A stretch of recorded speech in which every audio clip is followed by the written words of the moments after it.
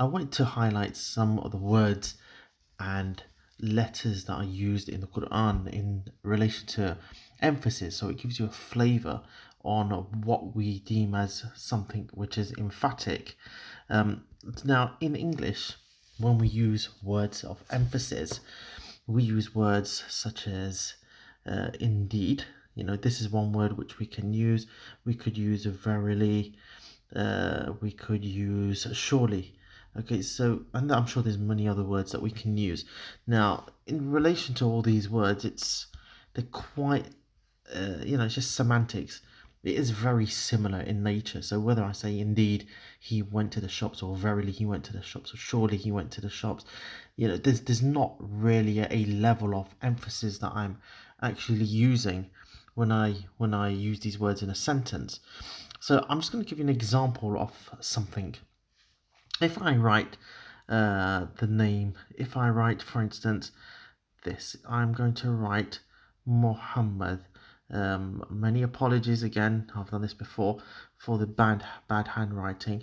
If I write Muhammad Sadiq, okay, Sadiq. Well, what does that mean? I'm going to put some vowel signs in just to give you an idea of what I mean. So if I said that, I'm going to put the vowel signs in where they should be, Muhammad and Sadiq.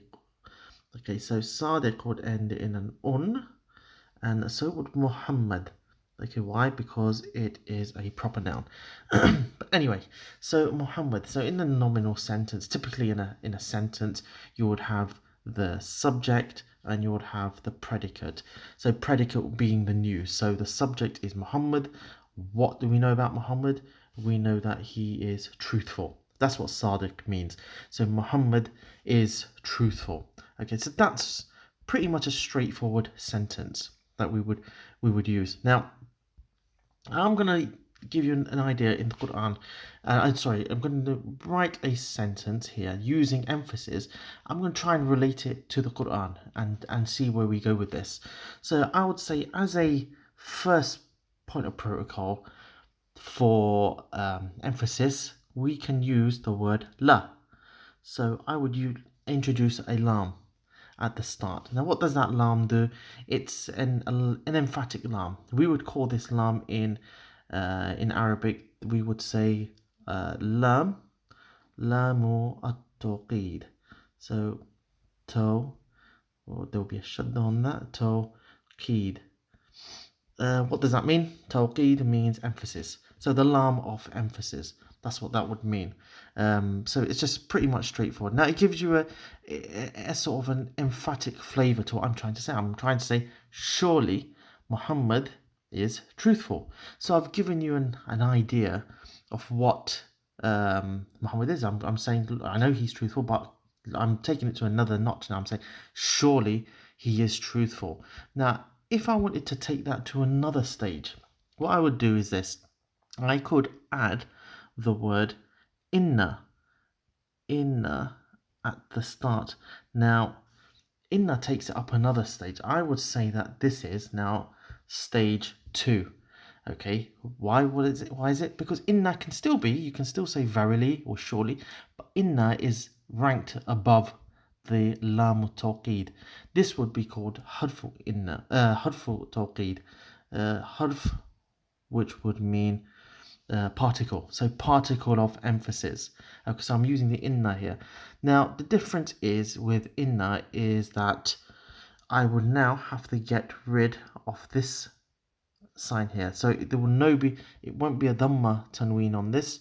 What I'd need to introduce is a fatha tanween. Okay, and you might see an alif. You will see an alif definitely after this. Now I'll give you two things here. The fatha tanween is simply in relation to the fact that now inna has been introduced. So in the Quran you might see the word Allah, for instance, which is the lafzul jalala. In terms of when you do Arabic grammar, you wouldn't say the word Allah, you would say lafzul jalala, a word of majesty. That's what it would mean. So you would see many places where it might say inna Allah. So there will be a fatha on the ha on the end of the word Allah.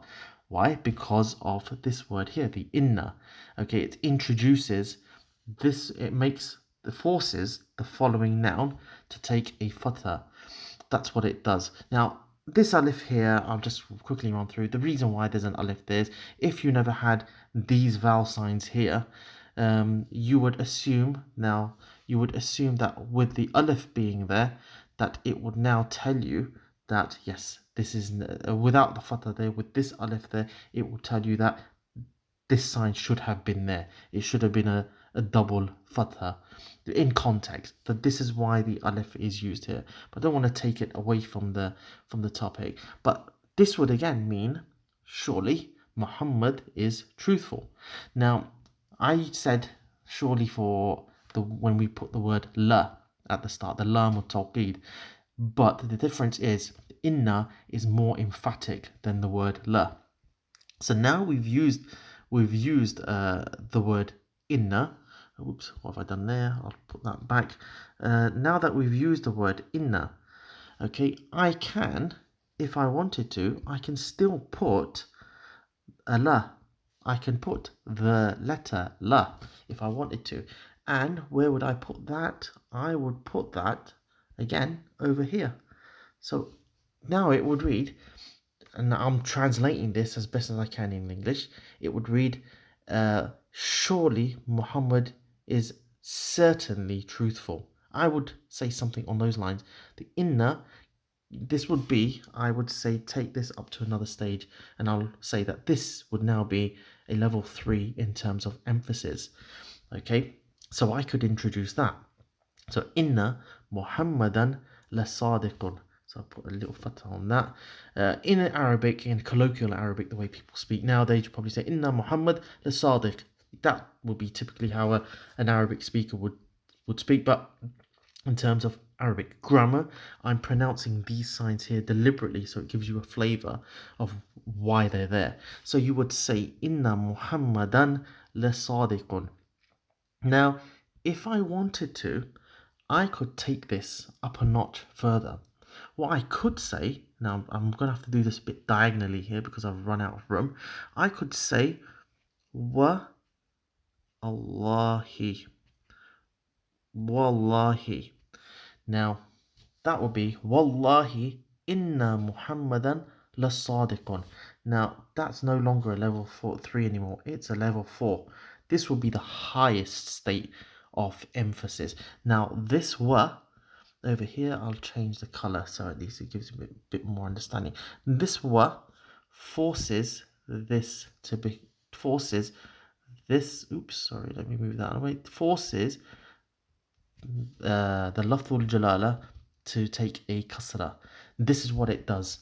Okay, so this is called a harful qasam. I'll write this down. Harful al qasmi. Qasmi.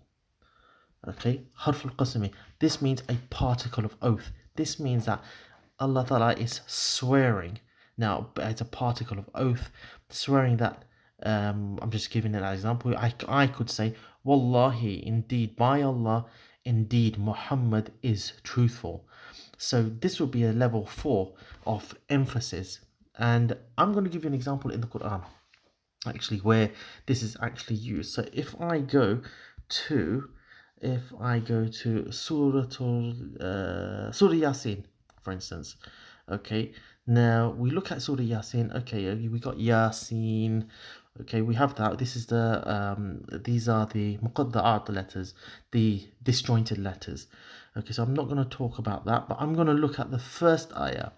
Now, if you look, we have here wal Qur'ani, and then we have al-Hakimi. Now I'm saying these words separately, obviously through pronunciation. You'll say wal Qur'an al-Hakim. This is how you would pronounce it, but I'm just going to say it for the sake of Arabic grammar. We've got wal Qur'ani, and then we have al-Hakimi. Now, as I said before, the waw is a particle of oath. Okay. Now, if you notice that al-Qur'an takes a kasra. Al-Quran. Why? It's because of the waw, the particle of oath. So Allah Ta'ala is swearing by the Quran. But after it, we've got the word Al-Hakimi. Now here is an adjective. It's describing the Quran. And in translation on the left, you see it says by the wise Quran. So Hakim means wise. And that will also take a kasra. Okay, so now you have this too. So the wa here is used, or wa here at the start is used as a particle of oath. Now you're probably wondering, okay, what about the rest? What about the emphasis, the further emphasis? Well, in the next ayah, you have inna. So you have inna here, and then you have Allah over there. Now the inna is used on the ka. The ka is a pronoun, a singular pronoun, and it's in the second person. So it's addressing somebody directly, which is in the translation is Prophet Muhammad sallallahu alaihi wasallam. Okay, so the innaka, indeed you, la, we've got la, which is surely. So I could say, indeed you are surely min from al-mursalin, the messengers. Okay, mursalin, the root letters of mursalin are ra, sin, and lam, rasala. Okay, which means to send. He sent. Okay, so when you say rusul, a messenger, you could say mursalin here, which is the plural, which is mursalin, the messengers, to ones who came with a message. So, but my point here is we have, in the previous ayah, we have the wa at the start there with Al-Quran al-Hakim, which was used as the particle of oath. So by the wise Quran, innaka, indeed you, lamina, laminal mursalin, indeed you are surely from the messengers. Okay, so that's one example of a level 4 standard of emphasis. Now, if I go to another surah in the Quran, whoopsie daisy. Okay, oops, no, there. Right, so if I go to Surah Al-Asr, okay, which is the 103rd chapter of the Quran, and I go to the first ayah, we got Wal Asri. Okay, again, you would pronounce Wal Asr, but for the sake of Arabic grammar, I'm just going to go through this. We've got Wal Asri. Now the wa again forces the Asr to take a kasra. So it's got by the time. I know it's written by time, but by the time. The next ayah, if we look, we have, lo and behold, we've got inna, and then we got al-insana, which is mankind. So indeed, so we had wal asri, by the time, innal insana, I'll say surely, surely mankind, and then we have lafi. So we have lafi. So we could say indeed mankind is surely in loss. Okay, so again, there's a level 4 statement here.